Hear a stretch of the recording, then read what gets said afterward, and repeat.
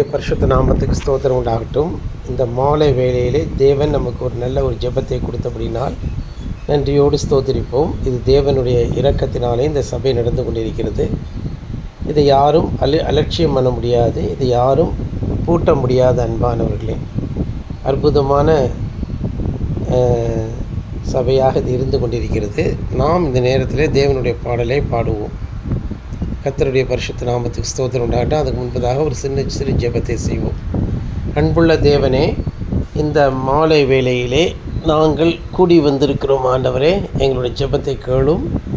ஆண்டவரே, இந்த நேரத்திலே இந்த சனிக்கிழமை ஆராதனை மிகவும் ஆசீர்வதிக்கப்பட்டதாய் காணப்பட கர்த்தர் நீர் அனுக்கிரகம் செய்வீராக.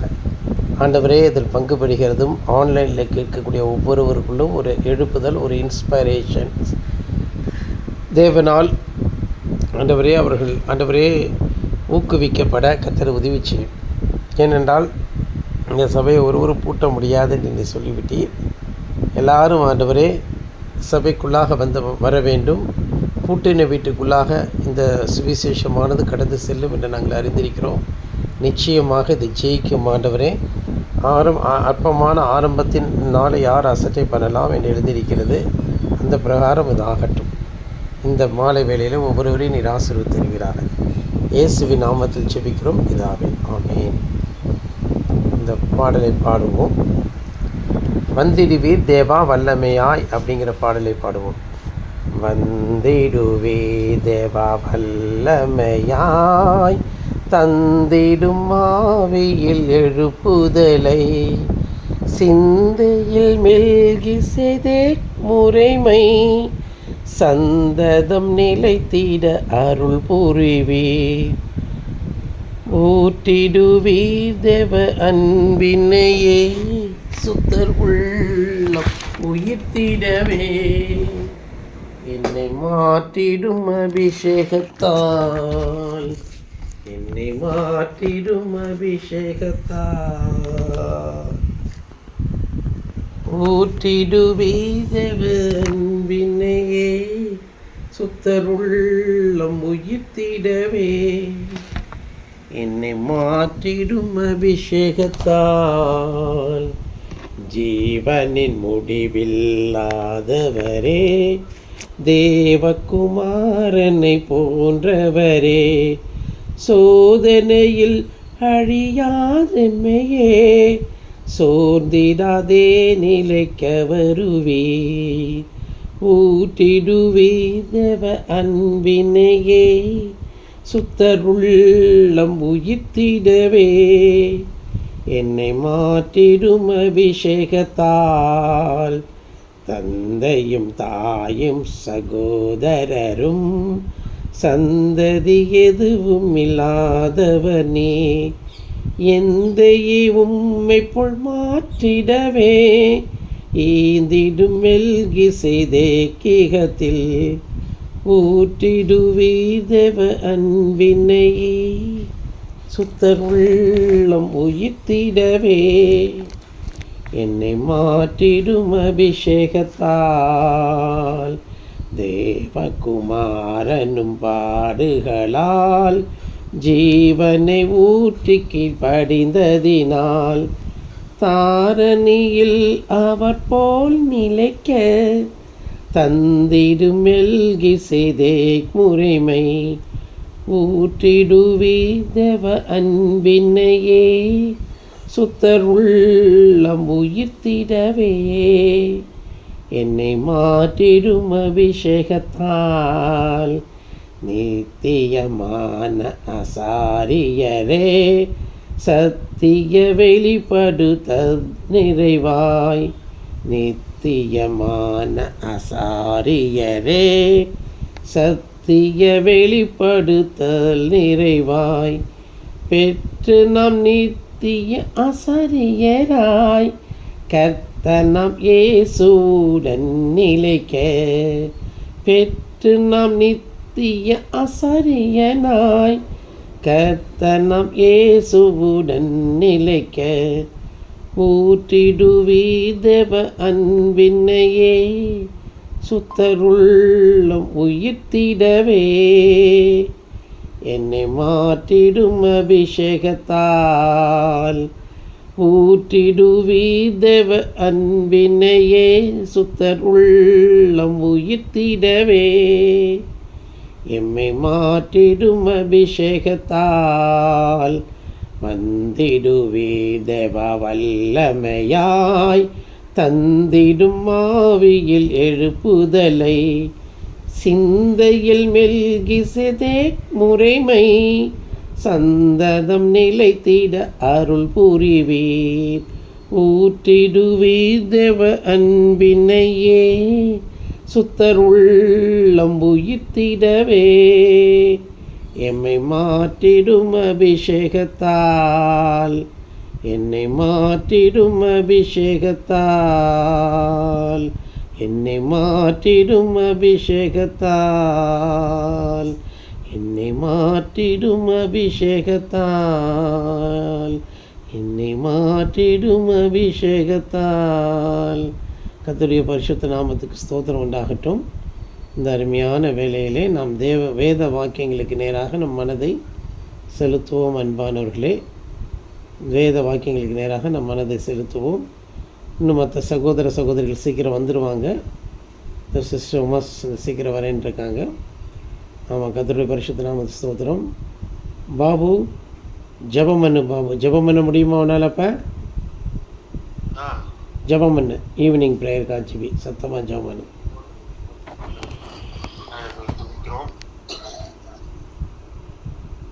ஸ்தோத்திரம் ஆண்டவரை துதிக்கிறோம். ஆண்டவரை ஹல்லேலூயா. கர்த்தாவே துதிக்கிறோம், ஸ்தோத்திரிக்கிறோம். பரிசுத்தரே பரிசுத்தரே ஆண்டவரை பராபரனை ஸ்தோத்திரிக்கிறோம். ஹல்லேலூயா. கர்த்தாவே ஸ்தோத்திரிக்கிறோம் ஸ்தோத்திரிக்கிறோம். எங்கள் பிதாவே ஸ்தோத்திரிக்கிறோம் ஸ்தோத்திரிக்கிறோம். பரிசுத்த ஆண்டவரே, இந்த மாலை வேலைக்காக இந்த ஈவினிங் பிரேயரை ஆண்டவரே வாய்ப்பு நன்றாகும் ஸ்தோத்திரம்.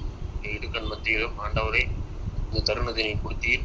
அதற்காகவும் நன்றியுடன் ஸ்தோத்திரிக்கிறோம் துதிக்கிறோம் ஆண்டவரை ஸ்தோத்திரிக்கிறோம். உங்களுடைய ஆவியின் அபிஷேகத்தால் எங்கள் ஆண்டவரை ஸ்தோத்திரிக்கிறோம். ஆண்டவரை எங்களை நீர் ஆண்டவரை ஆசீர்வதிப்பீர், ஆசீர்வதிப்பீராக ஸ்தோத்திரிக்கிறோம். ஆண்டவரே ஹல்லேலூயா. ஸ்தோத்திரிக்கிறோம். உமக்கு நாங்கள் காத்திருந்து ஸ்தோத்திரிக்கிறோம். கர்த்தருக்கு காத்திருக்கிறவர்கள் புது பலனை அடைவார்கள் என்று சொல்லுகிறது. நாங்கள் அந்த புது பலனை அடைவோமாக ஸ்தோத்திரிக்கிறோம். புது எண்ணெயால் புது ஸ்தோத்திரிக்கிறோம் அபிஷேக ஸ்தோத்திரம். ஆண்டவரை ஸ்தோத்திரிக்கிறோம் துதிக்கிறோம். கர்த்தாவை நான் துதிக்கிறோம் ஆண்டவரை ஸ்தோத்திரிக்கிறோம். உமக்கு நாங்கள் பயந்து நடுங்கி ஆண்டவரை என தேவன் மார்க்கு நாங்கள் ஜெபம் பண்ணுவோம். ஆண்டவரை ஸ்தோத்திரிக்கிறோம். உமக்கு நாங்கள் ஆண்டவரை கர்த்தரே மெய்யான கிறிஸ்து என்று நாங்கள் பாதம் நாங்கள் பணிந்து நாங்கள் என்னாலும் நாங்கள் போட்டி பணிவோம். அப்பா ஸ்தோத்திரிக்கிறோம். தாழ்த்தி பணிக்கிறோம். ஸ்தோத்திரிக்கிறோம். தொடர்ந்து நீர் எங்களை ஆண்டவரை வழி நடத்துகிறார். ஸ்தோத்திரிக்கிறோம். சகல துதிக்கணும் பாவங்களெல்லாம் எடுத்துக்கொள்ளப்படும் ஐயா. ஸ்தோத்திரிக்கிறோம். ஜெப சிந்தனைலாம் காணப்படவே ஜெபிக்கிறோம். அப்பா ஸ்தோத்திரிக்கிறோம். ஆண்டவரே, நாளை தின ஞாயிற்றுக்கிழமை ஆராதனை ஆண்டவரே நீர் எங்களுக்கு பொறுப்படுத்தி தருவீராக. ஸ்தோத்திரிக்கிறோம். ஆண்டவரே ஹல்லேலூயா. ஸ்தோத்திரிக்கிறோம். சகல துதிக்கு நம்ம எல்லாம் எடுத்துக்கொள்ளப்படும் வேண்டிக்கொள்கிறோம். ஜீவனுள்ள பிதாவே, ஆமென். ஆமென். வேத வாக்கியத்தை படி பாபு.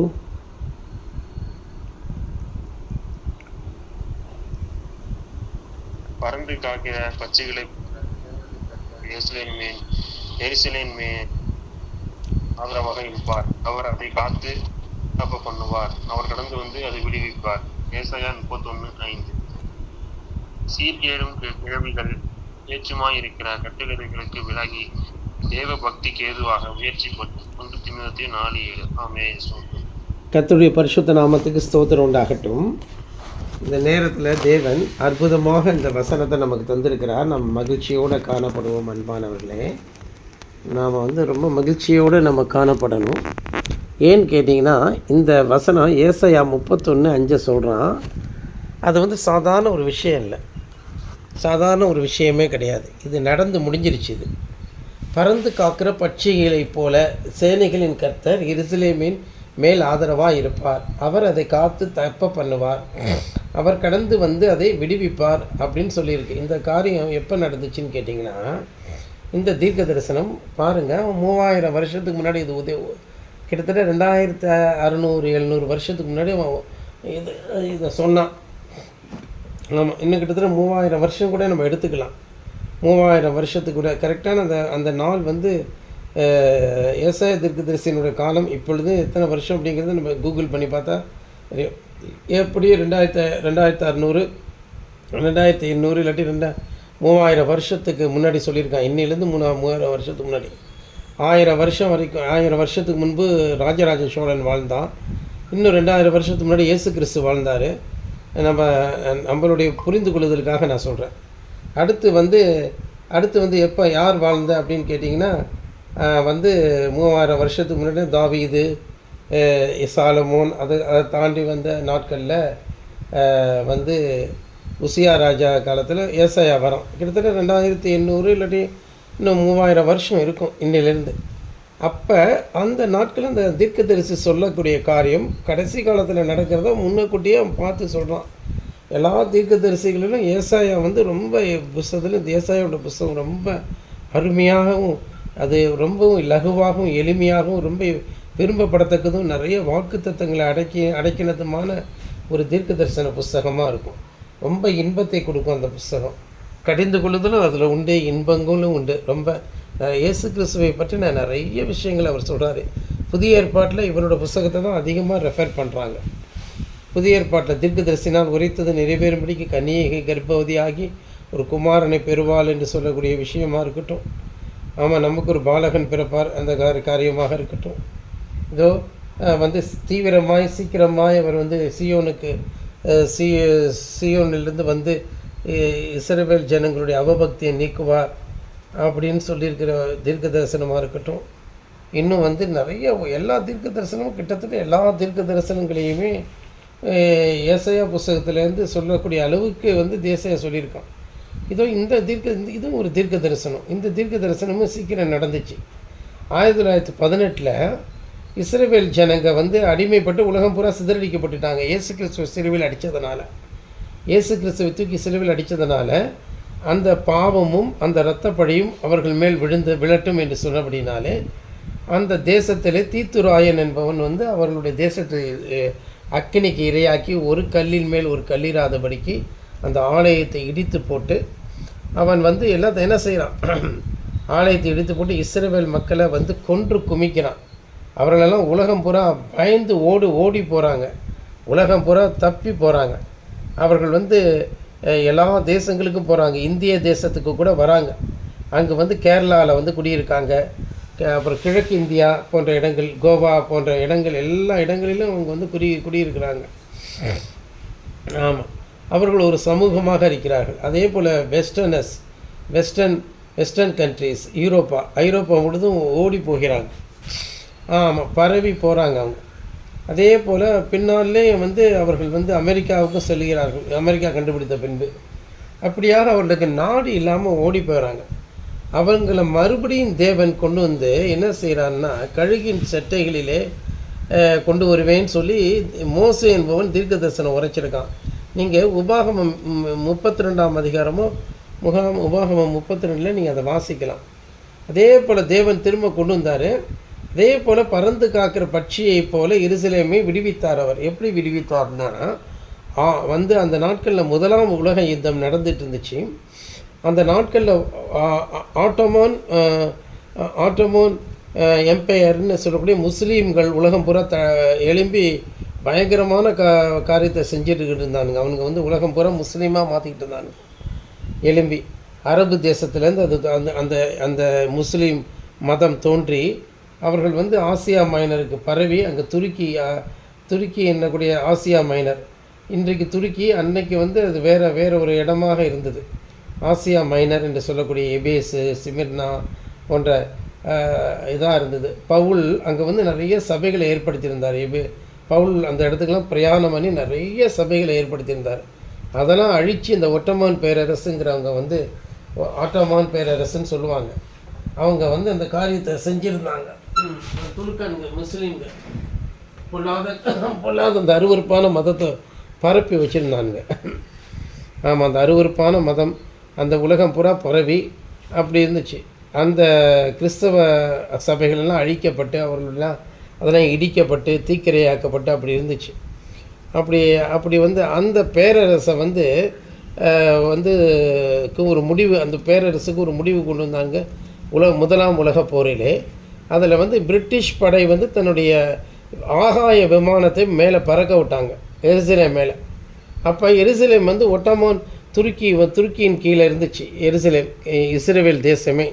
அப்போ அதான் அங்கே இருக்கக்கூடிய எல்லாருமே ஓடிட்டாங்களே யூதர்கள், முஸ்லீம்களை குடியேற்றிருந்தானுங்க, அரபுகளையும் மற்றும் இஸ்லாமிய மதத்தை ஏற்றுக்கொண்டவர்கள் அங்கே இருந்துக்கிட்டு இருந்தாங்க எருசலேமில். அந்த மாதிரி ஒரு நிலவரம் அங்கே காணப்பட்டுச்சு. ஆமாம், அந்த நேரத்தில் வந்து என்னன்னு கேட்டிங்கன்னா, அந்த ஆலன் பி என்கிற ஒரு தளபதி, பிரிட்டிஷ் தளபதி தன்னுடைய விமானத்தை வந்து எருசலேம் மேலே வந்து சுத்த விட்டார், நிறைய விமானங்களை. அதை பார்த்து பயந்துட்டானுங்க யார்? முஸ்லீம்கள், அந்த ஒட்டமான் பேரரசை சேர்ந்தவர்கள். அவர்கள் உடனே சரண்டர் ஆகிட்டானுங்க. அல்லாவின் நபி ஆலன் பி தான் மேலே வந்து அல்லாவின் நபி வந்துட்டார். அல்லாவின் நபி, அல்லான்னா அவங்க கடவுள், நபி என்றால் தீர்க்கதரிசி. அல்லாவின் நபின்னு நினச்சிக்கிட்டு உடனே பயந்து நடுங்கி தலை குப்புறப்படுத்து. அப்போ தான் ஆலன் பி உள்ளூட வந்து நுழைஞ்சான். அவன் ஒரு காங்கரராக உள்ளூட நுழைஞ்சி எருசலேமை கைப்பற்றி பின்னால் வந்து முதலாம் உலகப் போர் முடிந்து அப்புறம் 2ஆம் உலகப் போர் ஸ்டார்ட் ஆகி மறுபடியும் அது முடியும் போது இஸ்ரவேல் மக்களுக்கு, யூதர்களுக்கு அவங்க வாக்குத்தத்தம் பண்ணியிருந்தாங்க, அவங்க ப்ராமிஸ் பண்ணியிருந்தாங்க, உங்களுக்கு ஒரு தேசத்தை ஏற்படுத்துறேன்னு சொல்லிட்டு. அதே போல் அதில் வந்து ஆலன் பி வந்து அதில் வந்து யூதர்களை குடியேற்றி கொஞ்சம் கொஞ்சமாக குடியேற்றி 17 ஆன்வர்ட்ஸ் 18 ஆன்வர்ட்ஸ் அவங்க வந்து குடியேற்றப்பட்டு கொஞ்சம் கொஞ்சமாக அந்த தேசத்தை உருவாக்கி அப்புறம் இஸ்ரவேல் தேசம் என்று அவர்களுக்கு தரப்பட்டது. இஸ்ரவேல் தேசம் என்கிற ஒரு தேசம் அவர்களுக்கு தரப்பட்டது. ஆமாம் அன்பானவர்கள், இது வந்து சரித்திரத்தை எடுத்து படித்து பார்த்தீங்கன்னா தெரியும். நீங்கள் ஹிஸ்ட்ரிலாம் நிறைய படிக்கணும். யூரோப்பியன் ஹிஸ்ட்ரி எடுத்து படிக்கும்போது அதெல்லாம் வரும். அதில் வந்து இந்த காரியங்கள்லாம் வரும். ஆமாம், அதெல்லாம் வந்து நம்ம சரித்திரம் அறியாமல் இருக்கக்கூடாது. சரித்திரத்தை தெரியாவிட்டால் நம்முடைய பூகோளம் போய்விடும். நம்மளுடைய சரித்திரம் தெரியாவிட்டால் நம்மளுடைய இடம் போய்விடும். சரித்திரம் தெரியாததுனால தான் அறியாததுனால தான் இந்தியாவில் வந்து இந்தியாவினுடைய பூகோளம் போயிடுச்சு. ஆமாம், அந்நியர்கள் வந்து முதல்ல துலுக்கனுங்க வந்து ஆட்சி செஞ்சானுங்க, அதுக்கப்புறம் வந்து வெள்ளைக்கார பயிர் வந்து ஆட்சி செஞ்சானுங்க. சரித்திரத்தை மறந்ததுனால இப்போ தவறான சரித்திரத்தை அவங்க எழுதி கொடுக்குறானுங்க.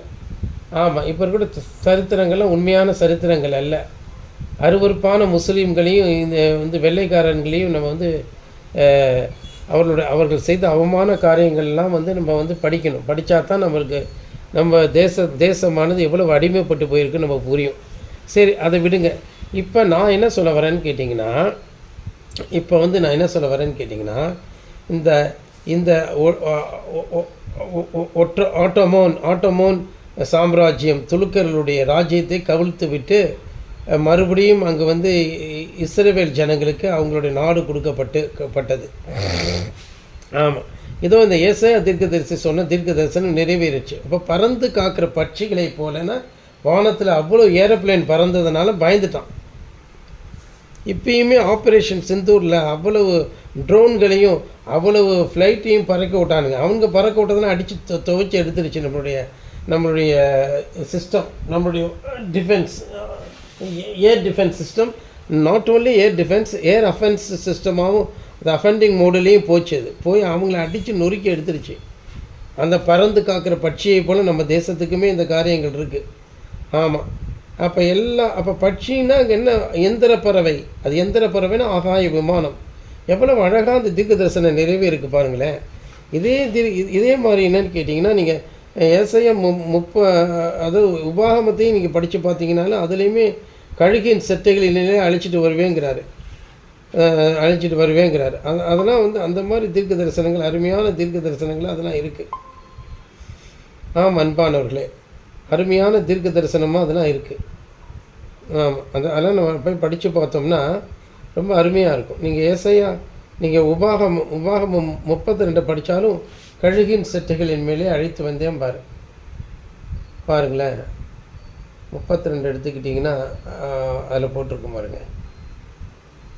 ஆமாம் ஆமாம், கழுகின் செட்டைகள். கழுகு தன் கூட்டை கலைத்து தன் குஞ்சுகளின் மேல் அசைவாடி செட்டைகளை விரித்து அவைகளை எடுத்து அவைகளை தன் செட்டைகளின் மேல் சுமந்து கொண்டு போகிறது போல கர்த்தர் ஒருவனே அவளை வழி நடத்தினார், அந்நிய தேவன் அவனோடே இருந்ததில்லை. ஆமாம், பூமியில் உயர்ந்த ஸ்தானங்களில் ஏறி வர பண்ணினார் அப்படின்னு சொல்லிட்டு இதெல்லாம் கடைசி காலத்தில் நடக்கக்கூடிய அருமையான தீர்க்க தரிசனம். கழுகு அப்போ பார்த்தீங்கன்னா அவங்களெல்லாம் வந்தபோது அந்த கழுகு மாதிரியே இருக்கும் அந்த ஏரோப்ளேன். அதை தான் தேவன் சொல்கிறார். ஏரோப்ளேன்லாம் இப்போ அந்த காலத்தில் கிடையவே கிடையாது. அதை பார்த்து தான் துலுக்கனுங்க பயந்துட்டானுங்க. இது என்னடா அல்லாவோட நபி வானத்தில் வந்துட்டாருன்னு நினச்சி பயந்துட்டானுங்க. பயந்து போய் அவனுங்க ராஜ்யத்தை ஒப்பு கொடுத்துட்டானுங்க. ஆமாம், அன்னைக்கு வச்சு செஞ்சது தான். அன்னையிலேருந்து இன்றைக்கி இஸ்ரேல் துலுக்கனில் வச்சு செஞ்சுக்கிட்டே இருக்கான். சுற்றிலே இருக்கிற ஹமாஸை செய்கிறான், ஹிஸ்புல்லாவை செய்கிறான், ஹூத்தீஸை செய்கிறான், ஈரானை செய்கிறான், ஈராக்கையும் போட்டு அடி வெளுத்து எடுத்திருக்கான். அப்புறம் எகிப்தை போட்டு வெளுத்தான், ஜோர்டானை போட்டு நொறுக்கி எடுத்தான், லெபனானை போட்டு நொறுக்கி எடுத்தான். ஒரு சின்ன நாடு, தமிழ்நாடு அளவுக்கு தான் இருக்கும் அது, அதை விட சின்னது. ஆமாம், அவன் மேலே ஒரு அணுகுண்டை போட்டால் போதும், அவனுங்க அத்தனையும் பேர் அழிஞ்சிடுவானுங்க. ஆனால் தேவனையே அங்கே அணுகுண்டை போட விடாமல் வச்சுருக்கிறாரு. பாகிஸ்தான்கிட்ட அணுகுண்டு இருக்குது, இப்போ ஈரானும் அணுகுண்டை தயாரிச்சிட்டேன் அப்படிங்கிறான். ஆனாலும் அவனால் போட முடியாதபடிக்கு தேவன் பாதுகாக்கிறாரு. ஆனாலும் அவர்கள் இயேசுவை தூக்கி சிலுவையில் அடித்தபடினால அவங்களுக்கும் கேஷுவாலிட்டிஸ், டேமேஜஸ் இருக்குது. ஏன்னா கர்த்தர் அவங்களிலும் பக்தி உள்ளவங்களை மாத்திரமே ரட்சிப்பாரே தவிர மற்ற யூதர்களை அவர் ரட்சிப்பார்னு சொல்ல முடியாது. இன்றைக்கி கிட்டத்தட்ட 95 லட்சம் இருக்கானுங்க, கிட்டத்தட்ட மோரார்லெஸ் 1 கோடி. மொத்தமே அவங்களுடைய ஜனத்தொகை அவ்வளோதான். யூதர்களுடைய ஜனத்தொகை 1 கோடி தான் இருக்கானுங்க. ஆனால் இன்றைய வரைக்கும் அவனுங்க இருக்கானுங்க. ஆபிரகாமுடைய பிள்ளைகள் என்று சொல்லக்கூடிய அளவுக்கு அவங்க இருக்கானுங்க. ஆனால் நாமெல்லாம் யாருடைய பிள்ளைகள்னு நம்ம சொல்ல முடியும்? ஆபிரகாமுடைய பிள்ளைகள்னு இந்தியாவை சொல்ல முடியாது. ஆனால் ஆவிக்குரிய பிரகாரம் நாமெல்லாம் ஆபிரகாமின் பிள்ளைகள். ஏனென்றால் நம்ம கர்த்தராகிய இயேசு கிறிஸ்துவை விசுவாசிக்கிறோம். இந்த இயேசு கிறிஸ்து தான் யெகோவாவாக இருந்து ஆபிரகாம், ஈசாக்கு, யாக்கோபின் தேவனாக இருந்தார். பழைய ஏற்பாட்டில் ஆபிரகாம், ஈசாக்கு, யாக்கோபின் தேவனாக, மோசையை வழிநடத்தினவராக, அக்னியிலே தோன்றின அந்த இயேசு யெகோவா தான் இன்றைக்கு நமக்கு இயேசு கிறிஸ்துவா தாழ்மை உள்ளவராக, சாந்த குணம் உள்ளவராக, நம்ம மத்தியில் ஆவியானவராக இருக்கிறார். அந்த தெய்வத்தை தான் நம்ம வணங்குகிறோம். நாம் விக்கிரகங்களை வணங்கிக்கிட்டு இருந்தோம், அறிவில்லாமல் இருந்தோம், ஊமையான விக்கிரகங்களை வணங்கிட்டு இருந்தோம். இப்பொழுதோ ஜீவனுள்ள தெய்வம், உயிருள்ள தெய்வத்திடத்தில் நாம் தரிசன வரங்களை பார்க்கிறோம். தீர்க்க தரிசன வரங்கள் நமக்கு இருக்கிறது. ஞானத்தை உணர்த்தும் வசனம், அறிவு உணர்த்தும் வசனம், பற்பல பாஷைகளை பேசி அந்த வரங்களை செயல்படுத்தி கொண்டிருக்கிறோம். ஆவிகளை பகுத்தறிகிறோம். எது நல்ல ஆவி, எது கெட்ட ஆவி. இப்போ சுரேஷுக்குள்ளே இருக்கிறது பொல்லாத ஆவி. இந்த சபையை விட்டு ஆராதனைக்கு வராமல் இருந்தாங்கன்னா அவங்கள பொல்லாத ஆவின்னு நடத்துதுன்னு அர்த்தம். இந்த சபைக்குள்ளே வரவில்லை என்றால் அவர்களுக்குள் பொல்லாத ஆவி புகுந்து விட்டது. அதனால் ஞாயிற்றுக்கிழமை ஆராதனைக்கு அவர்களால் வரக்கூடாது இருக்கிறது. நாளை தினம் ஆராதனை சகோதரி உமா வீட்டிலோ இல்லாவிட்டால் நம்ம சபையிலோ தஞ்சாவூரிலோ நடக்கும். அதை அவங்கள்ட்ட கேட்டுட்டு நான் வாட்ஸ்அப்பில் அதை அப்டேட் பண்ணுறேன். ஆமாம் எப்படியோ எங்கே நடந்தாலும் அந்த இடத்துக்கு நம்ம போகணும். இந்த பாண்டியனை தடுத்துட்டு இருக்கிறது இந்த பொல்லாத ஆவி தான். சுரேஷை வரக்கூடாதபடிக்கு, சபைக்குள்ளே வர முடியாதபடிக்கு செய்கிறது இந்த பொல்லாத ஆவி தான். ஏன்னா தேவன் பிரிந்து இருக்க மாட்டார், தேவன் பிரிந்தே இருக்க மாட்டார். கடைசி காலத்தில் ஒரே மந்தையும் ஒரே மேய்ப்பனுமாக வேண்டும். ஆமாம் நல்லா கவனிங்க. இப்படிப்பட்ட தெய்வம் தான் இஸ்ரவேல் மக்களை பறந்து காக்கிற பட்சியை போல எருசலேமை விடுவிக்கிறார். எருசலேம் அடிமைப்பட்டு கிடந்தது. இப்போயும் எருசலேம் யார் கையில் இருக்குது? யூதர்கள் கையில் தான் கொடுக்கப்பட்டுருச்சு. அவர்களை கழுகின் சட்டைகளில் தான் அழைச்சிட்டு வந்தார். அதாவது ஏரோப்ளேனில் அழைச்சிட்டு கொண்டு வந்து அவங்க தேசத்தில் கொண்டு வந்து எல்லாரும் வைக்கப்பட்டாங்க. அன்பானவர்களே, இந்த தீர்க்க தரிசனம் நிறைவேறினது குறித்து நம்ம ஆச்சரியப்படுவோம். சரி, இது ஆவிக்குரிய பேட்டர்னுக்குள்ளே நம்ம வரும் பொழுது நம்மையும் தேவன் என்ன செய்வார்? பறந்து காக்கிற பட்சியை போல பாதுகாத்து கொண்டிருக்கிறார். கழுகு தன் கூட்டை கலைத்து, எப்படி நம்மலாம் குஞ்சுகளாக இப்போ இருந்துக்கிட்டு இருக்கோம். பிணம் எங்கேயோ அங்கே கழுகு சேரும் சொல்லியிருக்கு. பிணம் என்றால் என்ன? வசனம் என்ன சொல்லுது? கழுகு தன் கூட்டை கலைக்கிறதுக்கு முன்னாடி அந்த குஞ்சுகளுக்கு ஃபீட் பண்ணுது. அப்போ பிணம் எங்கேயோ அங்கே கழுகுகள் சேரும். அப்போ என்ன சொல்லப்பட்டிருக்கு? பிணம் எங்கேயோ அங்கே கழுகுகள் சேரும் போட்டிருக்கு. பிணம் எங்கேயோ அங்கே கழுகுகள் சேரும். பிணம்.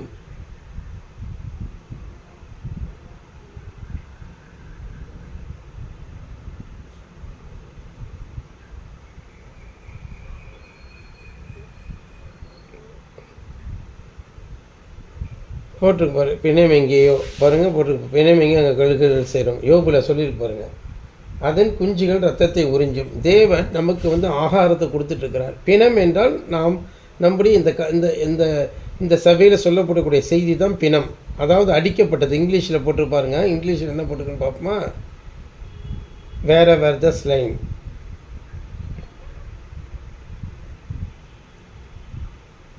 பத்தொம்போது 30 என்னங்க, அதாவது பார்த்திங்கன்னா, அங்கேருந்து இரையை நோக்கும், அது கண்களிலிருந்து தூரத்திலிருந்து அது இரையை பார்க்கும். அதை பாருங்கள். உன் கற்பனையினாலே கழுகு உயர பறந்து உயரத்தில் தன் கூட்டை கட்டுமோ. கழுகு என்றால் தீர்க்கதரிசி. தூரத்தில் பார்க்குறாரு. ஏசாயாவாக இருக்கட்டும், அங்கே மோசையாக இருக்கட்டும், 2 பேரும் தீர்க்கதரிசியாக இருந்து தூரத்துலேருந்து பார்க்குறாங்க. அது கண்மலையிலும் கண்மலையின் சிகரத்திலும் அரணான ஸ்தலத்திலும் தங்கி வாசம் பண்ணும். கண்மலை என்றால் அது இயேசு கிறிஸ்து. இயேசு கிறிஸ்துவை பற்றின வெளிப்படுத்தல். ஆமாம், கண்மலையிலே இந்த கல்லின் மேல் என் சபையை கட்டுவேன் அப்படின்னா வெளிப்பாடு. தேவன் யார் என்பது வெளிப்பாடு. இயேசு கிறிஸ்து யார்? அவர்தான் தேவன் என்கிற வெளிப்பாடு. அடுத்து அங்கே இருந்து இரையை நோக்கும், அதன் கண்கள் தூரத்திலிருந்து அதை பார்க்கும். பாருங்கள், தூரத்திலிருந்து இந்த தூரத்தை பழைய ஏற்பாட்டு யெகோவா தான், புதிய ஏற்பாட்டு இயேசு கிறிஸ்து அப்படிங்கிற அந்த வெளிப்பாடு. அங்கே இருந்து இரையை நோக்கும்.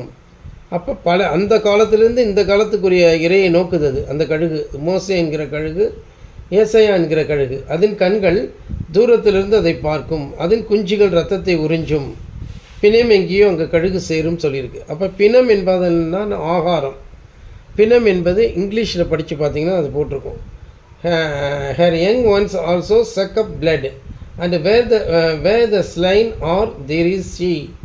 அதாவது என்னன்னு கேட்டிங்கன்னா, எங்கே அடிக்கப்பட்ட, ஸ்லைன் என்றால் அடிக்கப்பட்டவர்கள்னு அர்த்தம். அடிக்கப்பட்டது, இயேசு கிறிஸ்து நமக்காக அடிக்கப்பட்டார். ஸ்லைன் அப்படின்னு அதை தான் அங்கே போட்டிருக்கு பாருங்கள். இந்த வசனத்தெல்லாம் யோபு புஸ்தகம் 30 வசனம். ஸ்லைன் என்றால் என்ன? அடிக்கப்பட்டவர்கள், கொலை செய்யப்பட்டவர்கள்னு அர்த்தம். அப்போ இயேசு நமக்காக கொலை செய்யப்பட்டார். அதை தான் அங்கே எழுதியிருக்கு.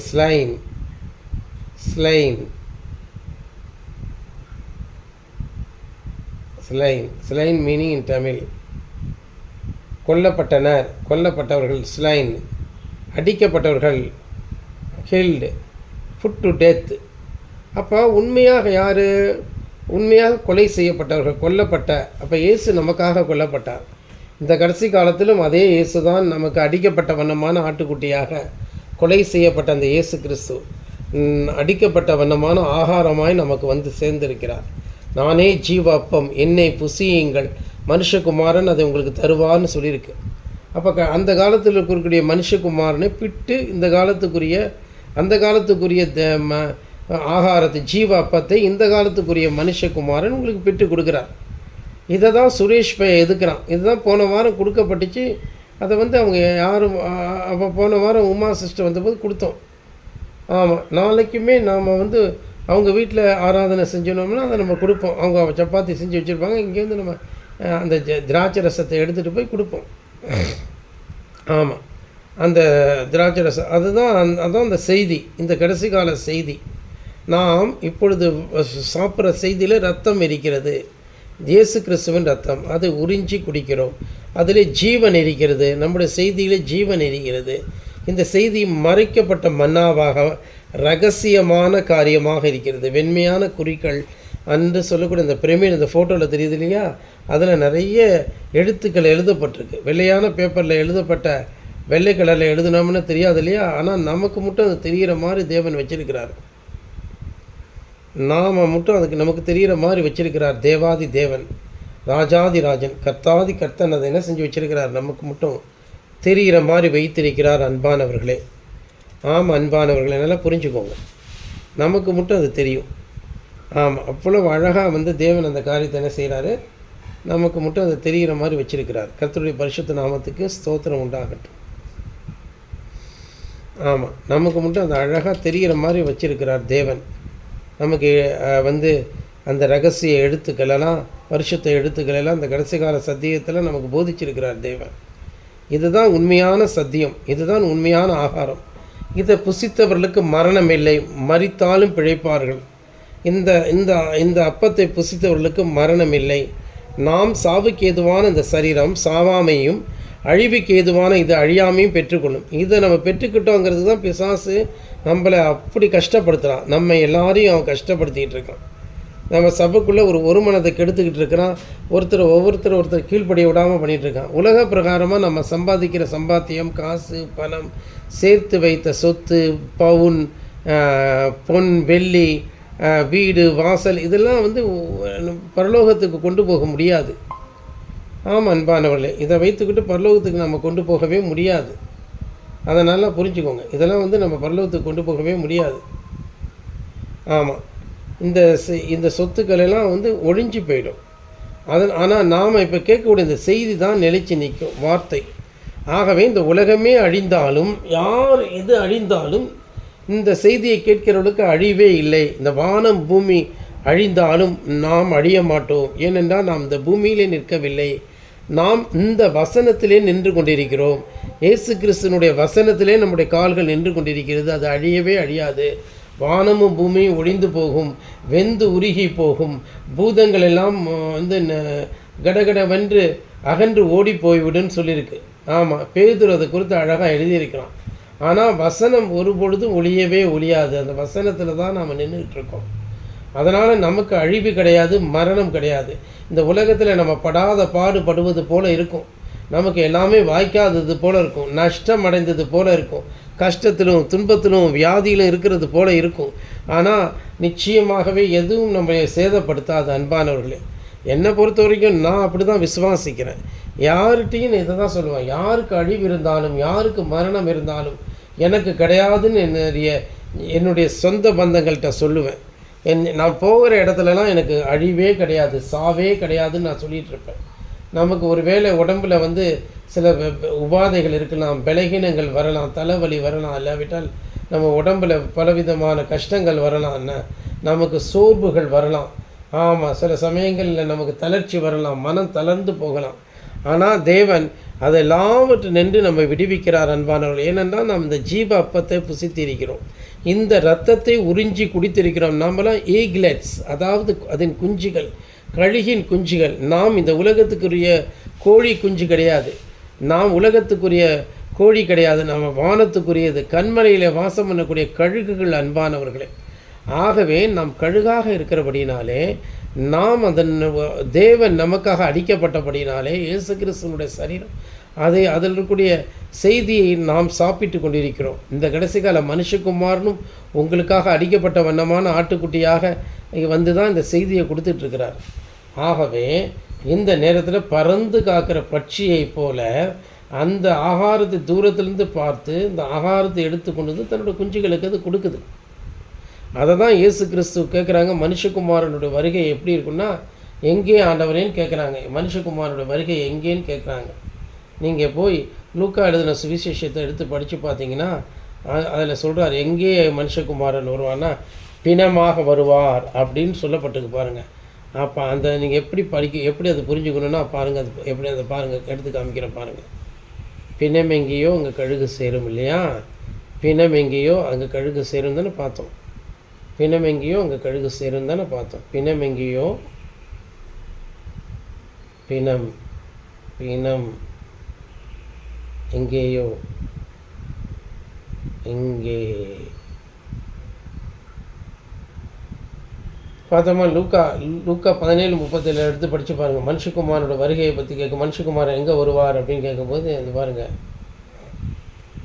மனுஷகுமாரோட வருகை எங்கே இருக்குன்னா அங்கே தான் பிணம் எங்கே கழுகு சேருன்னு இருக்குது. 17 கடைசியில் எடுத்து பாருங்கள். எங்கே ஆண்டவரேங்கிறாங்க பாருங்கள். அவர்கள் பிரதியுத்தரமாக எங்கே ஆண்டவரே என்றார்கள். அதற்கு அவர் பிணம் எங்கே கழுகுகள் கூடுன்ட்டார். ஒருவன் ஏற்றுக்கொள்ளப்படுவான், ஒருவன் என்ன செய்வான், மனுஷகுமாரனுடைய வருகை பாருங்கள். அந்த நாளில் இந்த பாருங்கள், மனுஷகுமாரன் வெளிப்படும் நாளிலும் அப்படியே நடக்கும் அப்படின்னு சொல்லிட்டு எங்கே ஆண்டவரேன்னு அவங்க கேட்குறாங்க. அங்கே பிணம் எங்கேயோ அங்கே கழுகுகள் வந்து கூடுங்கிறார். இதுதான் அற்புதமான ரகசியங்களை தேவன் வேதத்தில் கோத்து வச்சிருக்கிறார். பழைய ஏற்பாட்டிலேருந்து உபாகமத்துலேருந்து எங்கேயே இருந்தனால கோத்துட்டு வரா இருப்பாங்க. ஏசாயாவிலேருந்து கொண்டு வந்து மத்தேயு, மார்க்கு, அப்போ பாருங்கள், அப்போ வந்து மத்தேயிலையும் இது இருக்குது பாருங்களேன். மத்தேயு 24 அது இருக்குது, அதை எடுத்து பார்ப்போம். மத்தேயு 24, 28 இருக்குது. மனுஷகுமாரன் வெளிப்படுவார் அப்படின்னு இருக்கு பாருங்கள். 24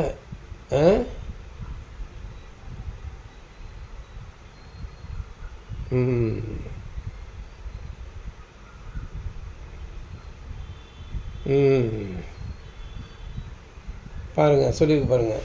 மின்னல் கிழக்கிலிருந்து தோன்றி மேற்கு வரைக்கும் பிரகாசிக்கிறது போல மனுஷகுமாரனுடைய வருகையும் இருக்கும். பிணம் எங்கேயும் எங்கள் கழுகுகள் வந்து கூடும். மனுஷகுமாரனுடைய வருகையும் பிணத்தையும் சொல்கிறார். பிணம் என்றால் அது ஒரு உணவு, கழுகினுடைய உணவு.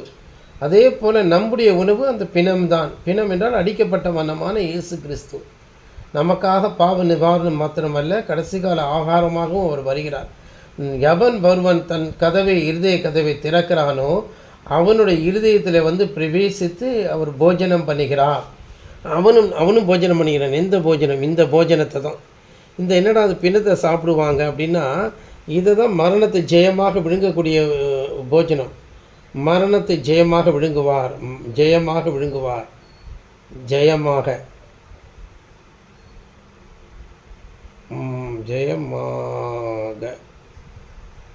விழுங்குவார். விழு ஆமாம், ஜெயமாக விழுங்குவார்.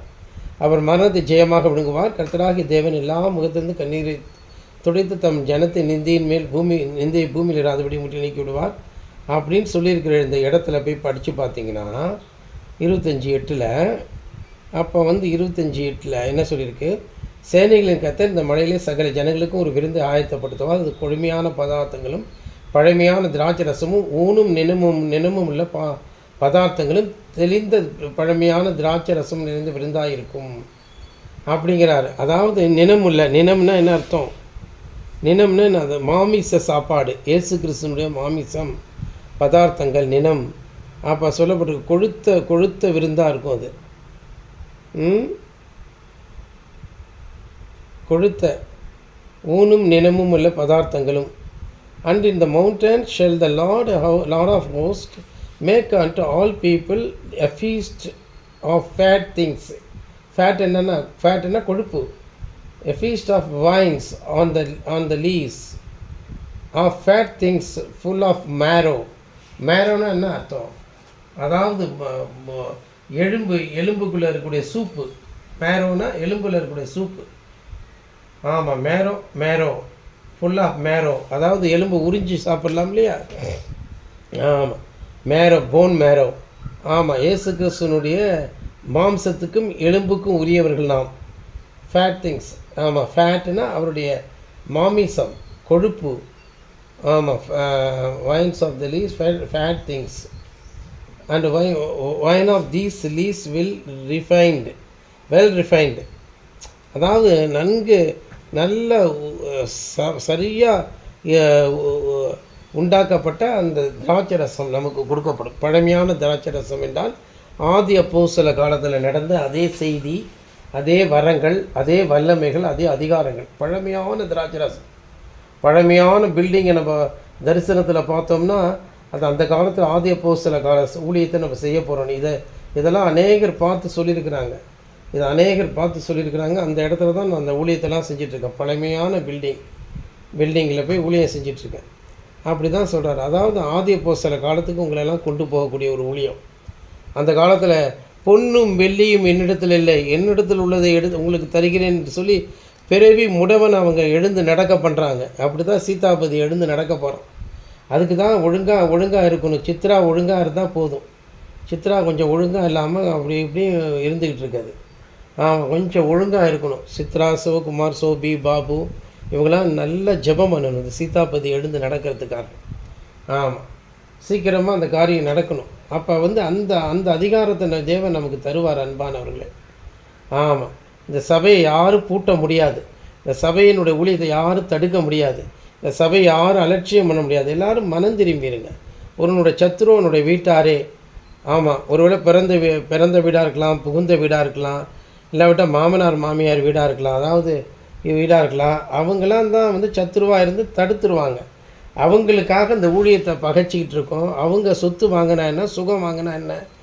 ஆமாம், நம்ம தாய் தகப்பன் வந்து நமக்கு உண்மையிலே கல்யாணம் பண்ணி விற்கிறாங்களா, இல்லாட்டி மாட்டை விற்கிற மாதிரி விற்கிறாங்களா சொல்ல யோசித்து பாருங்கள். புரோக்கரை வச்சு மாட்டை விற்கிற மாதிரி விற்கிறாங்களா? அந்த அறிவு வரணும். நாமோ நம்ம பொண்டாட்டியோ நம்ம பெத்த பிள்ளைகளோ இந்த ஊழியக்காரன் முன்பதாக ஒன்றுமே கிடையாது. ஆபிரகாம் தான் பெத்த பிள்ளையை போய் தேவனுக்கென்று பலி கொடுக்க போனான். அந்த அளவுக்கு நம்ம பெத்த பொண்டாட்டி பிள்ளைகளை நம்ம வந்து வெறுத்து தான் இந்த ஊழியத்தை செய்யணும். ஆபிரகாம் தன் பொண்டாட்டி பிள்ளைகளை அவ்வளோ வெறுத்துருந்தான். அறிவு இல்லாமல் பொண்டாட்டி பிள்ளைகளெல்லாம் நம்ம நேசிச்சுக்கிட்டு லூசுத்தரமாக ஆராதனைக்கு வராமல் உட்காந்துட்டு இருந்தோம்னா பைத்தியக்காரத்தனம். ஆனால் தேவன் என்ன செய்கிறார்? தேவன் ஆதி அப்போஸ்தல காலத்தில் நடந்த அதே அதிசயங்களையும் அற்புதங்களையும் இப்போ செய்ய இருக்கிறார். அதுதான் பறந்து காக்கிற பட்சியை போல. கழுகு பறந்து என்ன செய்யும்? வந்து பறந்து போய் அங்கேருந்து போய் வேட்டையாடும். இல்லாவிட்டால் ஏற்கனவே வேட்டையாடப்பட்ட அந்த அடிக்கப்பட்ட வண்ணமான அந்த இதை எடுத்துகிட்டு வந்து அந்த மாமிசத்தை எடுத்துகிட்டு வந்து குஞ்சுகள்கிட்ட கொண்டு வந்து வாயை திறக்கும். அதில் இருக்கக்கூடிய ரத்தத்தை வந்து உரியும் குஞ்சுகள். வாயிலேருந்து உறிஞ்சி குடிச்சிட்டு அப்புறமா அந்த மாமிசத்தை பங்கு போட்டு திங்கும். எது? கழுகு குஞ்சுகள். ஆமாம். அப்புறம் வந்து தேவன் என்ன செய்வார்? அந்த பறந்து காக்கிற பட்சியை போல் அது வளர்ந்த பிற்பாடு அதை கூட்டை கலைச்சி அதை அப்படியே தூக்கிட்டு போய் வானத்தை தூக்கிட்டு போய் பொத்துன்னு தொபுக்கடின்னு கீழே போடும். அப்போ கீழே போய் உழுவுறதுக்கு முன்னாடி டப்புன்னு போய் அதை போய் தன்னுடைய ரெக்கையில் போய் பிடிச்சிடும். அந்த கழுகுக்கு மட்டும் அந்த திறன் உண்டு. ரெக்கையில் பிடிச்சி மறுபடியும் மேலே கொண்டு போய் டப்புக்கடின்னு போடும். மறுபடியும் இப்படியே தான் பறக்க கற்றுக் கொடுக்கும். அதே போல் தான் இந்த சபையில் தேவன் உங்களுக்கெல்லாம் பறக்க கற்றுக் கொடுத்துட்ருக்கிறார். உலகத்தை வெறுக்கவும், உலகத்தில் உள்ளவைகளெல்லாம் நீங்கள் வெறுக்கவும், வானத்தில் பறக்கவும், பரலோக ராஜ்யத்தை சுதந்திரிக்கவும் தேவன் நமக்கு கற்றுக் கொடுத்து கொண்டிருக்கிறார். ஆகவே நீங்கள் கலங்காதிருங்கள், சந்தோஷமாக இருங்கள், மகிழ்ச்சியாக இருங்கள். ஆம், அப்படியாகவே கர்த்தர் நம்மை வழிநடத்துவாராக. இந்த செய்தியின்படி பறந்து காக்கிற பட்சியை போல தேவன் இஸ்ரவேல் மக்களை வந்து எப்படி வந்து ஆட்டோமான் ராஜ்யத்தை கவிழ்த்து எப்படி எருசலேம் நகரத்தை எப்படி முஸ்லீம்களிருந்து பிடுங்கி அந்த இஸ்ரவேல் தேசத்தை விரிவாக்கி கொடுத்துருக்கிறார். இப்போ ஹமாஸையே அந்த இடத்த விட்டு காலி பண்ணி முழு இஸ்ரவேலர்கள் அங்கே வந்து குடி வருவாங்க. இது ஆபிரகாம் கொடுத்த வாக்குத்தத்தம். ஆபிரகாம் கொடுத்த தேசத்தில் போய் முஸ்லீம்கள் இருக்க முடியாது. ஆமாம், அது ஆபிரகாம் வந்து யாருக்கு கொடுக்கப்பட்டதுங்கன்னா இஸ்ரவேல் ஜனங்களுக்கு கொடுத்தது. ஆமாம், அதனால் இஸ்ரவேல் ஜனங்கள் மாத்திரம்தான். அந்த லெபனான்லாம் மறுபடியும் மீட்கப்பட்டு சிரியாவிலேயும் சண்டை நடந்துக்கிட்டு இருக்கு. லெபனான் சிரியாலாம் வந்து இஸ்ரவேலோடு போயிடும். கடைசி காலத்தில் சிரியாவிலேருந்து எகிப்து வரைக்கும் ஒரு வழி உண்டாயிருக்குன்னு சொல்லப்பட்டிருக்கு. அசிரியாவிலேருந்து ஒரு வழி உண்டாயிருக்குன்னு சொல்லப்பட்டிருக்கு. பாருங்கள், வழி உண்டாயிருக்குன்னு சொல்லிவிட்டு அப்போ எல்லாருமே உண்மையான தேவன்கிட்ட வந்து கீழ்ப்படிஞ்சிருப்பாங்க. வழி உண்டாயிருக்கும்.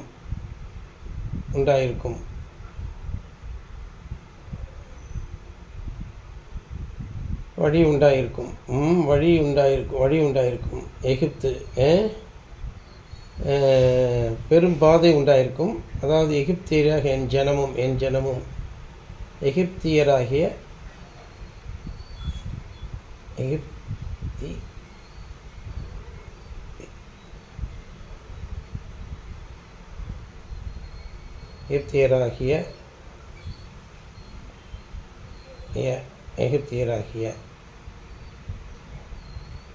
அவர்களை குறித்து சேனையின் கர்த்தர் எகிப்தியராகிய என் ஜனமும் அசீரியராகிய என் கர்த்தரின் கிரியையும் கர்த்தருக்கு இஸ்ரவேலராகிய என் சுதந்திரமும் ஆசீர்வதிக்கப்படும் என்று சொல்லி அவர்களை ஆசீர்வதிப்பார். 19:25 அது எழுதியிருக்கு பாருங்கள். ஏசாயா 19:25. அப்போல்லாம் நம்ம பூமியில் ஆட்சி செய்வோம் பாருங்கள். அக்காலத்தில் அப்போ பாருங்களேன், கர்த்தர் அக்காலத்தில் எகிப்தியர் பெண்டுகளைப் போல சேனைகளின் கர்த்தர் தங்களுக்கு மேல் அசைக்கும் கையசோன்னு அஞ்சி நடுங்குவார்கள். இது நடந்து முடிஞ்சிருச்சு. எகிப்து தேசத்தை அடித்து நொறுக்குனானுங்க இஸ்ரவேல். அப்புறம் சேனைகளின் கர்த்தர் அவளுக்கு விரோதமாக அப்படின்னு சொல்லியிருக்கு. இதெல்லாம் நடந்து முடிஞ்சிட்டு அப்புறமா அவங்க இப்போ இஸ்ரவேலோட சமாதானமாக இருக்காங்க. அப்போ அக்காலத்தில் எகிப்து தேசத்தின் நடுவிலே கர்த்தருக்கு ஒரு பலிபீடமும் அதன் எல்லை அருகே ஒரு கர்த்தருக்கு ஒரு ஸ்தம்பமும் உண்டாயிருக்கும். அது என்னன்னு கேட்டால் எகிப்தில் இருக்கிற பிரமிடு தான். அதுதான் ஒரு அடையாளம். அதுதான் ஒரு அடையாளமாக இருக்குது. எகிப்து தேசத்தின் நடுவிலே கர்த்தருக்கு அதன் எல்லை அருகே கர்த்தருக்கு ஒரு ஸ்தம்பம் இருக்கும். நடுவுலையும் எல்லையிலையும் எப்படி இருக்க முடியும்? ஒன்று நடுவுன்னு சொல்லணும், இல்லைன்னா எல்லைன்னு சொல்லணும். எப்படி நடு மத்திய எப்படி எல்லையாக மாற முடியாது இல்லையா? ஆனால் இந்த இடத்துல என்ன சொல்லியிருக்குன்னு கேட்டிங்கன்னா, எகிப்தினுடைய நடுவிலே அப்படிங்கும்போது பிரமிடு நடுவில் தான் இருக்குது. அதன் எல்லை அருகேனா, எல்லைன்னா கைசா என்ற அர்த்தம். அப்போ அந்த நடுங்கிறது தான் கைசான்னு பேர். அப்போ அது எல்லை அருகே. அப்போ எல்லைங்கிற வார்த்தையை நம்ம கைசான்னு எடுத்துக்கணும். கைசான்னு அப்போ கர்த்தருக்கு ஒரு ஸ்தம்பம் உண்டாயிருக்கும். அப்போ ஒரு பிரமிடு அங்கே இருக்குது. அதுக்கு மேலே தலைக்கல் வைக்கப்படலை, புறக்கணிக்கப்பட்டுடுச்சு. அப்போ வீடு கட்டுகிறோம் ஆகாத என்ற கல்லே தலைக்கல்லாக இருக்குன்னு சொல்லி தலைக்கல்லே அவன் கடைசி காலத்தில் செருபாபேல் கொண்டு வருவான்னு சொல்லியிருக்கு. செருபாபேல் கொண்டு வருவான். இதெல்லாம் திருஷ்டாந்தமாக நமக்கு சொல்லப்பட்டிருக்கு, ஞான அர்த்தங்களாக. இதெல்லாம் ரொம்ப கொஞ்சம் கஷ்டமான வார்த்தைகள். இன்னொரு நாளைக்கு விளக்கமாக நான் சொல்கிறேன். இந்த பிரமிடு அந்த தலையில் வைக்கக்கூடிய பிரமிடை தான் தேவன் நமக்கு அடையாளமாக காண்பித்தார். எங்கன்னு கேட்டிங்கன்னா, அந்த வெப்சைட்டில் நம்ம பார்க்குறோம் இல்லையா, பிரென்ஹாம்ங்கிற அந்த இதில் அதை தான் காமிக்கிறார். அந்த தலைக்கல்லை கொண்டு வருவது ஊழியத்தை தான் நமக்கு கொடுத்துருக்கிறார் தேவன். பிரென்ஹாம் தலைக்கல் ஊழியம் இங்கே இருக்குது. அது யாருக்குமே தெரியல. தமிழ்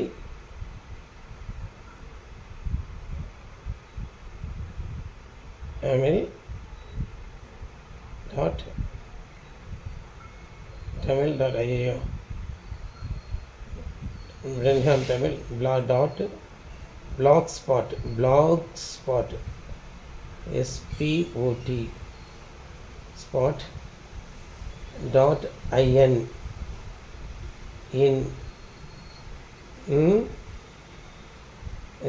கொடுத்துட்டோம்னா அதில் வந்துருச்சு பாருங்கள். இந்த பிரமிட் வந்துடுது.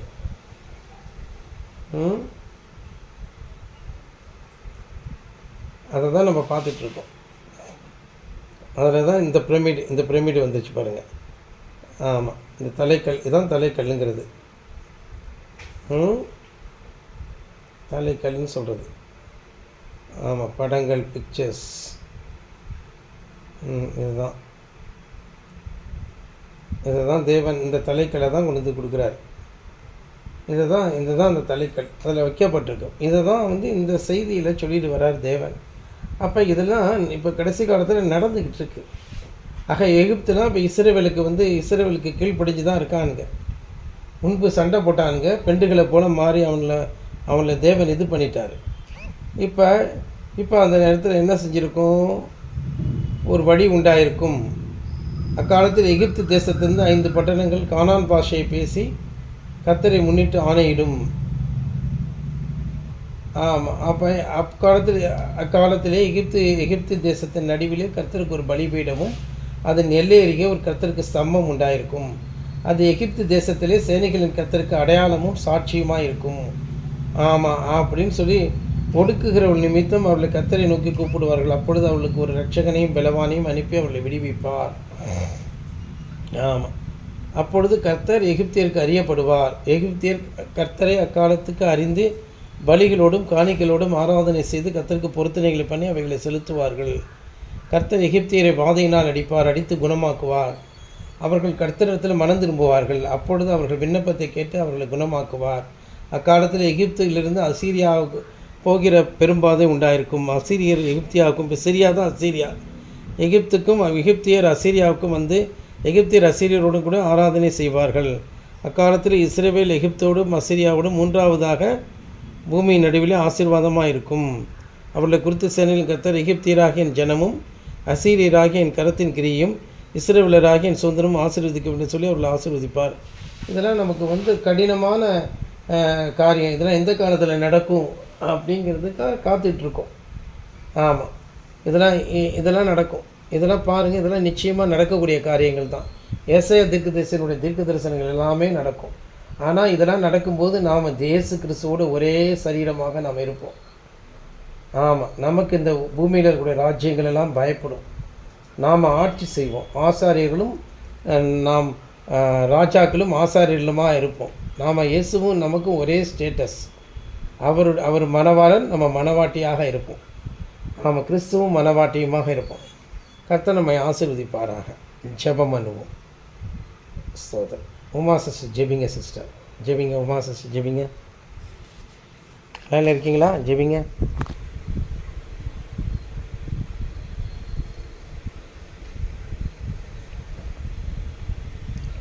கால் விழுந்துச்சா சிஸ்டர்? ஜெபம் பண்ணுங்க. அப்பாவும் துதிக்கிறோம். அருமையான சாயந்தர வேலையிலும் உடைய சமூகத்திலே நாங்கள் வந்திருக்கிறோம். நல்ல வார்த்தைகளை பரிசுவையும் தந்தி அப்பா சோத்திரம். அப்பாவும் துதிக்கிறோம். நீர் பறந்து காக்கிற பட்சியை போல எங்கள் மீது பட்சமாக இருந்து எங்களை பறந்து வந்து கைது நாள் வரை காத்து கொண்டிருக்கிறீர். அதற்காக நாங்கள் நேசிக்கிறோம். இப்பொழுதும் கூட அப்பாவும் துதிக்கிறோம், ஸ்தோத்திரிக்கிறோம். செய்தியை கேட்கிற ஒவ்வொருவரும் வல்லமை இறங்குவதாக. செய்தியானது வெறும் வார்த்தையாக இல்லாமல் அது வல்லமையோடும் பரிசுத்த ஆவியுடைய முழு நிச்சயத்தோடும் அது போய் ஒவ்வொருவரிடம் போய் அது தான் அனுப்பப்பட்ட நோக்கத்தை நிறைவேற்றத்தக்கதாக இந்த வேலையிலே வேண்டிக் கொள்ளுமையா. அப்பாமை துதிக்கிறோம், அப்பாமை துதிக்கிறோம், அப்பாமை துதிக்கிறோம், அப்பாமை துதிக்கிறோம். ஸ்தோத்திரிக்கிறோம், ஸ்தோத்திரிக்கிறோம், ஸ்தோத்திரிக்கிறோம், ஸ்தோத்திரிக்கிறோம். இன்னுமாக இந்த வேலையிலும் கூட நாளைய தின ஆராதனை கூட பொறுப்புத்துக் கொள்ளும். ஆராதனைக்கான ஆயுதங்களை எல்லாம் நாங்கள் செய்யவும், நாங்கள் எங்களுடைய மனதையும் ஆவி ஆத்மா சரீரத்தை நாங்கள் பரிசுத்தமுள்ளதாக காத்து கொள்ளவும் எங்களுக்கு அனுப்பியும். அப்பா ஸ்தோத்திரம். நீ பிள்ளைகள் பிரயாணப்பட்டு வரும்பொழுது அவளோடு கூட நீ இருந்து உன் வழிகள் எல்லாம் உன்னை காக்கும்படி உனக்காக தம்முடைய தூதர்களுக்கு கட்டளையிடுவார். அவர்கள் உன்னை தங்கள் கரங்களில் ஏந்தி செல்வார்கள் என்று சொல்லியிருக்கிற வண்ணம் உடைய பிள்ளைகளை போக்கிற மரத்தின் கூட நீ காத்து கொள்ளவும், அப்பா தூதர்களை அனுப்பி காவல் புரியவும், மிகுந்த ஒவ்வொருவருக்கும் சமாதானம் உண்டாகவும் அனுக்கிரகம் புரியுமையா. ஸ்தோத்திரிக்கிறோம். அப்பாமை துதிக்கிறோம். இப்பொழுதும் செய்தி கேட்ட ஒவ்வொருவரும் மிகுந்த சந்தோஷத்தோடும் மனமகிழ்ச்சியோடும் ஊக்கத்தோடும் உற்சாகத்தோடும் காணப்பட அப்பா ஸ்தோத்திரம். நீ அனுக்கிரகம் புரியும். எங்கள் தேவன் எங்களுக்காக உடைய விளையேறப்பெற்ற இரத்தத்தை சிந்தி இருக்கிறீர். எங்களை சொந்த சம்பத்துகளாக வைத்திருக்கிறீர் என்ற நல் உணர்வோடு நாங்கள் காணப்படுவோமாக. அப்பா ஸ்தோத்திரம். இயேசுவின் நாமத்தில் பிதாவே, ஆமென். ஆமேன். நல்ல தெய்வமே மட்டுமா எங்கள் மத்தியிலே பேசின வார்த்தைகளுக்காக நன்றி. ஸ்தோத்திரம். துதி கன மகிமை எல்லாம் நமக்கு செலுத்தப்படுவதாக வாழ்த்துகிறோம். நீர் எங்களுக்கு நல்ல ஆகாரத்தை தந்தீர். பறந்து காக்கிற பட்சியை போல எங்கள் மேலே ஆதரவாக இருக்கிறீர். எங்களுடைய பரம எருசலேமாகிய எங்களை நீர் ஆண்டவரே எங்களுக்கு விடுதலை தந்து பரலோகத்துக்கு எங்களை அழைத்து செல்வதற்கு கொண்டு செல்ல நீர் சத்திய ஆவியாக எங்களுக்கு இருக்கிற அப்படினால் ஸ்தோத்திரம். இப்பொழுது வாழ்த்துகிறோம், போற்றுகிறோம். உடைய நாம மகிமைப்படட்டும். செய்தியை கேட்ட எல்லா பிள்ளைகளையும் ஆசீர்வதி. நாளை தின ஆராதனையை நீர் ஆசீர்வதி தருவீராக. கன மகிமை துதியை நீர் எடுத்துக்கொள்ளும். ஜெபத்தை நீர் ஏற்றுக்கொண்டு அப்படின்னா நமக்கு ஸ்தோத்திரம் எல்லாம் உடைய பாதத்தில் வைக்கப்படுவதாக. அந்த செய்தியை கேட்டு பிள்ளைகள் பக்தி விருத்தி அடையட்டும். பறந்து காக்கிற பட்சியை போல நீ காக்கிறேன்னு சொல்லி ஆதரவாக இருக்கிறீர் என்பதை உணர்ந்து கொள்ளட்டும். இயேசுவின் நாமத்தில் நாங்கள் ஜெபிக்கிறோம் பிதாவே. ஆமேன், ஆமேன், ஆமேன். பாதத்தில் விழுந்து பணிந்து கொள்கிறோம். கர்த்தர் ஜெபத்தை கேட்ட அப்படின்னா நன்றி ஐயனே. ஸ்தோத்திரம், ஸ்தோத்திரம், ஸ்தோத்திரம், ஸ்தோத்திரம். ஆமேன்.